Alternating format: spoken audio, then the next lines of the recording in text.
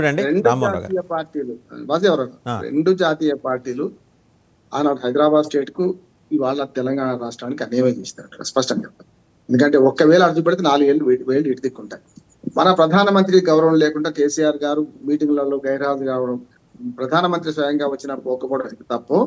ఇచ్చిన పార్టీగా తెలంగాణ ఇచ్చిన పార్టీగా చెప్పుకున్న కాంగ్రెస్ పార్టీ కూడా శ్రీనివాసరావు గారు సమర్థించుకోబోతున్నారు. కానీ ఇవాళ గుజరాత్ విభజన చూస్తున్నాం. అందుకని స్పష్టంగా అంబేద్కర్ గారు ఆనాడు ఇవన్నీ ఊహించే ఏదైతే మెజార్టీ ఉన్న ప్రజలు రాష్ట్ర విభజనకు ఒప్పుకోరని ఆర్టికల్ 2(3) స్పష్టంగా పెట్టిండు కదా. అందుకనే ఆనాడు బాంబే గురించి ఏం మాట్లాడిండు అంబేద్కర్ గారు? బాంబే అంటే గుజరాత్ది అనే ఉద్యమం మొదలు పెడితే అద్దెదారే అన్నాడు. వాళ్ళు కాంగ్రెస్ పార్టీ వాళ్ళు కూడా దుర్మార్గవాదం చేస్తున్నారు. హైదరాబాద్ గురించి మాట్లాడుతున్నాం, హక్కు లేదంటున్నాం. హైదరాబాద్ ఆనాడైనా హైదరాబాద్ ఉమ్మడి స్టేట్ కు హైదరాబాద్ రాజధాని, విభజిత ఆంధ్రప్రదేశ్ కు ఇవాళ మన తెలంగాణకు రాజధాని, అంతకుముందు ఉమ్మడి ఆంధ్రప్రదేశ్ కూడా రాజధాని. దీన్ని భౌగోళికంగా ఎందుకు వేరు చేస్తున్నారు? హైదరాబాద్ వేరే, తెలంగాణ వేరే. ఇక మీకు కాంగ్రెస్ పార్టీ వాళ్ళు ఈ రకంగా ఇప్పటికి కూడా తెలంగాణకు ద్రోహం చేస్తున్నారు అక్కడ. ఈ మాట మాట్లాడుతుంది నెంబర్ 1. రెండోది ఏంటంటే ఆనాడు విభజన చట్టంలో నేను స్పష్టంగా బీజేపీ ప్రభుత్వం అడుగుతుంది అంటే విభజన చట్టంలో పెట్టింది వాళ్ళకి అధికారం ఇవ్వలేదు. ఆంధ్రప్రదేశ్లో ఇవ్వలేదు, తెలంగాణలో ఇవ్వలేదు, పక్కన పెట్టారు. ఆనాటి నుంచి ఈనాటికి కేంద్ర ప్రభుత్వంలో అధికారం లేరు కాంగ్రెస్ పార్టీ. ఇప్పుడు వాళ్ళ మీద వాళ్ళు ఎట్లా అధికారం లేరు.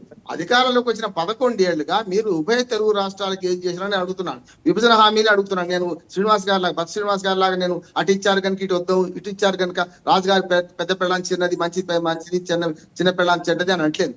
2 రాష్ట్రాలకు జాతీయ పార్టీగా బీజేపీ అన్యాయం చేసింది. దానికి కారణాలు ఉన్నాయి. వారితో ఏకీపిస్తున్నా ఆచార్య గారితో. ఎందుకంటే కేసీఆర్ గారు తప్పు చేశారు.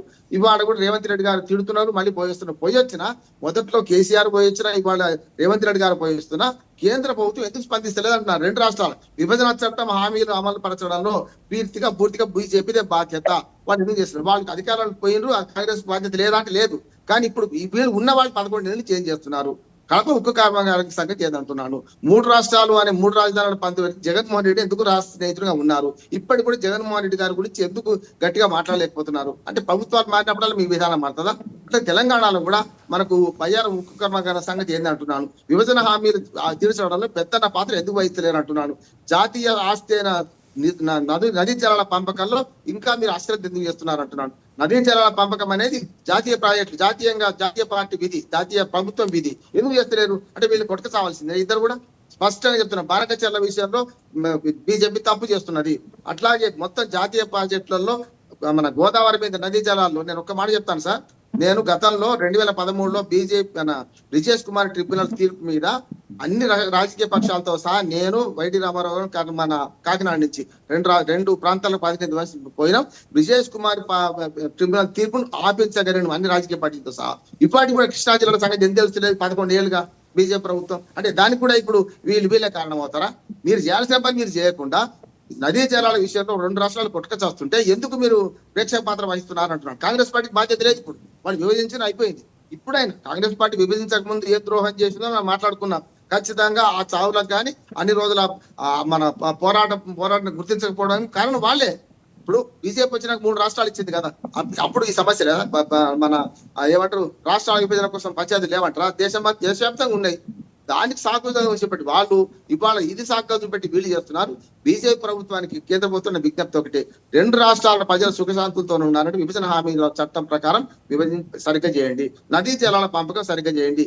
ఇప్పటికీ 11 ఏళ్ల తర్వాత కూడా రాష్ట్రాన్ని పూర్తిగా విభజించే క్రమంలో కొన్ని మీరు అన్ని మంచి విషయాలు ప్రస్తావించారు వాజవన్ గారు. ఏది ఆర్టీసీ విభజన నుంచి మొదలు పెడితే, మన విద్యుత్ బకాయిల నుంచి మొదలు పెడితే ఇంకా ఎంత తెలియదు. చేతులు మీ బాధ్యత మీ చేతిలో ఉంది కదా, తెలిసేయండి ఏదో ఒకటి. ఆనాడు కూడా అంతే. రాజశేఖర రెడ్డి గారు కర్నూలు పోగానే వీసా కావాలని అంటాడు. అంటే జాతీయ పార్టీలు వ్యవహరిస్తున్నాయా? ప్రాంతీయ పార్టీల మీద పంచాయతీ పెట్టుకొని నాగార్జున సార్ కొట్టుక చావన్నా మనం? ఆనాడు జగన్మోహన్ రెడ్డి కానీ చంద్రబాబు నాయుడు గారు ఉన్నప్పుడు ఇక్కడ స్టేబుల్ గా ఒకటే ప్రభుత్వం. మాధవరావు గారు వీళ్ళు ఆడలేక మధ్యలో అంటున్నారు. 2 జాతీయ పార్టీలు తెలంగాణ ఆంధ్రప్రదేశ్ 2 అంటున్నాడు అన్యాయం చేస్తున్నాయి. ఇప్పటికైనా సరే విభజన హామీ చట్ట ప్రకారం చేయండి. మనం ఈ పంచాయతీ చెప్పండి. మీరు